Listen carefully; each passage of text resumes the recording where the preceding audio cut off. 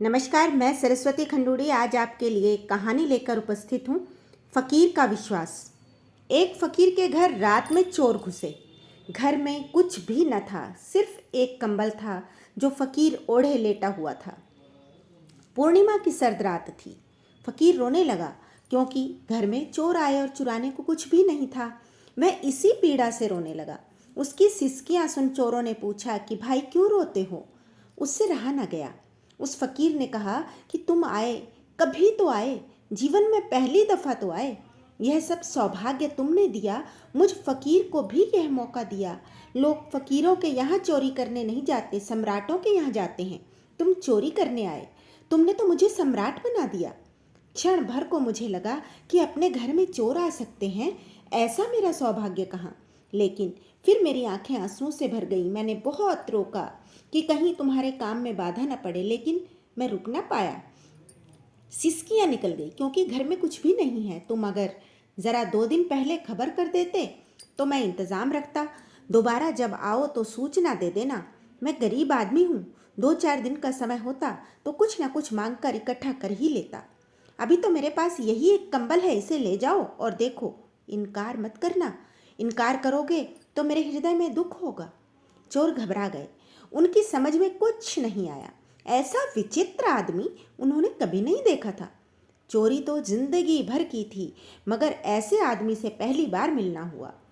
यह भीड़ भाड़ बहुत है, आदमी कहाँ। शक्लें हैं आदमी की, आदमी कहाँ है।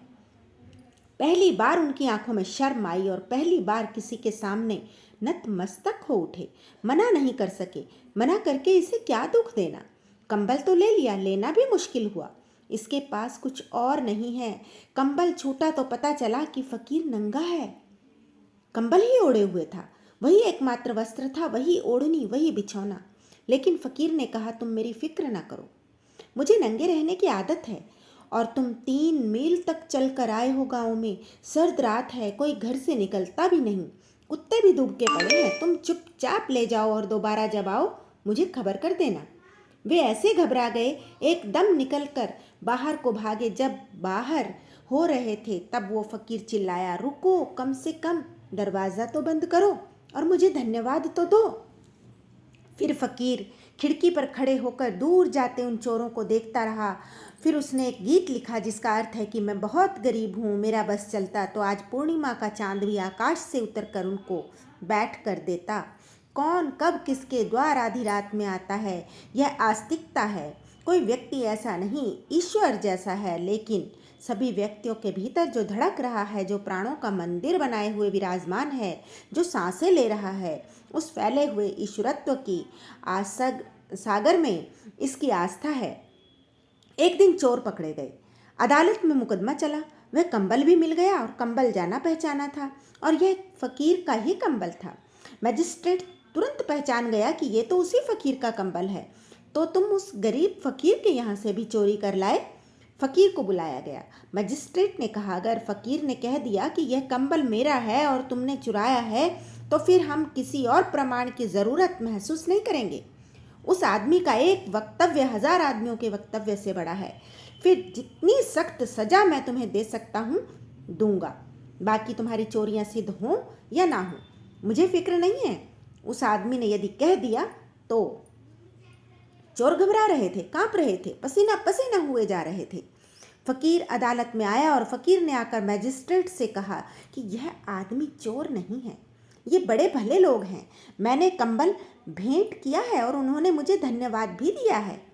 जब धन्यवाद दे दिया तो बात खत्म हो गई।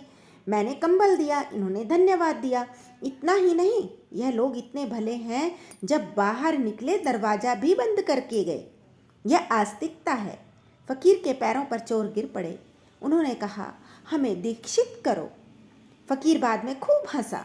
उसने कहा कि तुम सन्यास में प्रवेश कर सको, इसीलिए तो कंबल भेंट किया था। तुम इसे पचा नहीं सकते थे।